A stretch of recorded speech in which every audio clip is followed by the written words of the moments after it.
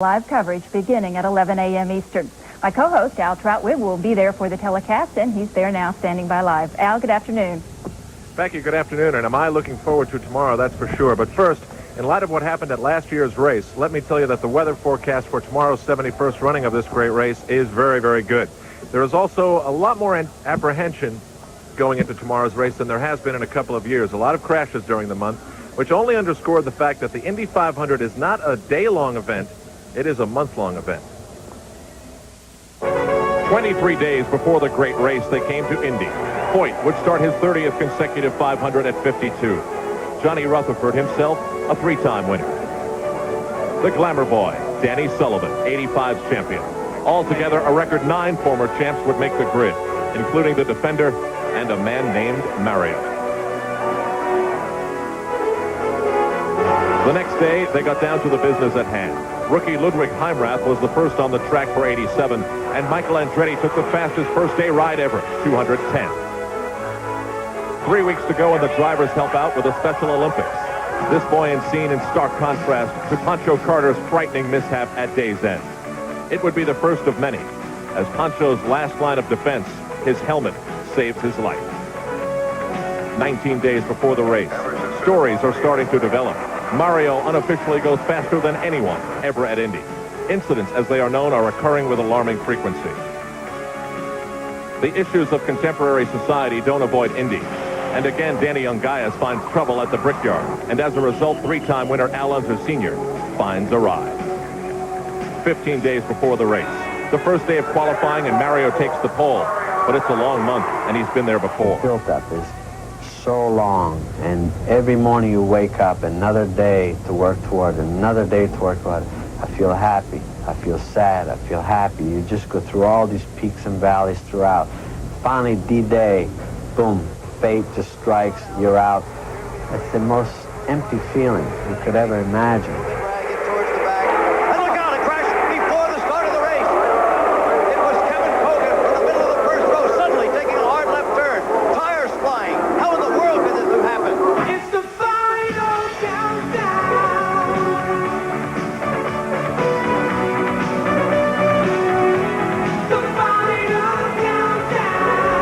Courageous Dennis Firestone is hobbled but drives on. By day's end, he would crash again and be out of the race. No cars on the track, but drivers golfing is front-page news. 3 days before the race, Mario's pit crew wins $25,000 as the fastest team around. A.J. Foyt crashes, but his car will be ready to race. Emerson Fittipaldi's won't be. In a backup car, he will start last. All the cars are then put away, not to reappear until race day. Some of the drivers appeared in a fashion show. There was a mini marathon that finished at the old Brickyard, where talk continued about the new radial tires and the month's 25 crashes. Was there a connection? The day before the race, ABC Sports fine-tunes its 29 cameras, while 250,000 people roll into town. It's the final countdown.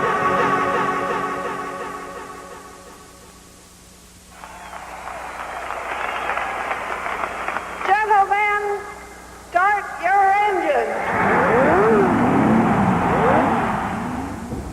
Those are just some of the brief little facts that have led up to tomorrow's running of the Indianapolis 500. Some of them need a little amplification, and to do that, we have along with us Jim Lampley, who will call the race tomorrow on ABC Sports, and Sam Posey and Bobby Unser, who both know what it's like to run this track. Gentlemen?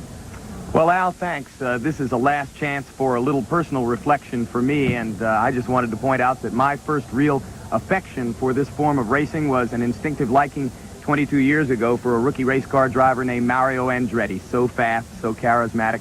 The great story of an immigrant boy become a star driver, and although there's a lot of uncertainty, and I'm disciplined to personal objectivity tomorrow, I know there are millions of race fans who are hoping that Mario Andretti, after the long string of bad luck, will get just a fair shot here tomorrow, and certainly I empathize with them. Of course, Bobby Unser will be hoping for a fair shot for 2 family members of his own in the race, and Bobby, this weekend has been made a little more difficult for you as your son Robbie broke his leg in an accident at the fairgrounds here last night.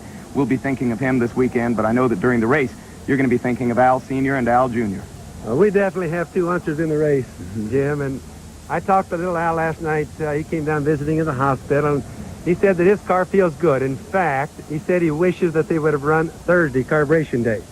Big Al, I talked to on the phone last night. He said he is ready. The car feels good. He hopes it's cool, just like today. If it's that way, I think the answer will be accounted for, and maybe give Mario a good race. Well, of course, every driver wants to feel confident going into the race, but as Al Trautwig's already pointed out, Sam, maybe more uncertainty than at any time in recent years. Well, exactly. I mean, the story of the month really has been the crashes. And it's not just that there have been so many of them, 25, or that a few of them have been so severe, putting Jim Crawford and Dennis Firestone and Johnny Parsons in the hospital. It's that many of these crashes have gone without a convincing explanation for why they occurred. That's the problem. Now, take A.J. Foyt's situation. He crashed day before yesterday. Yes, they will have the car fixed. But no, he cannot try it and see if it suits him. He will have to make the start from the inside of the second row in fourth position in front of most of the cars in a car he has absolutely no certainty is going to feel right underneath him. So A.J. Foyt is apprehensive, and so too are many of the other drivers in this race and many of the other people here. It's going to be a tough day tomorrow. And it should be fascinating, Al. I hope so, Jim. We have 33 cars in this field. Certainly the implication of winning this race is quite clear, and in each of those cars, an individual story. I looked over at the pit of Dick Simon. He's a veteran here, but he's never won a race.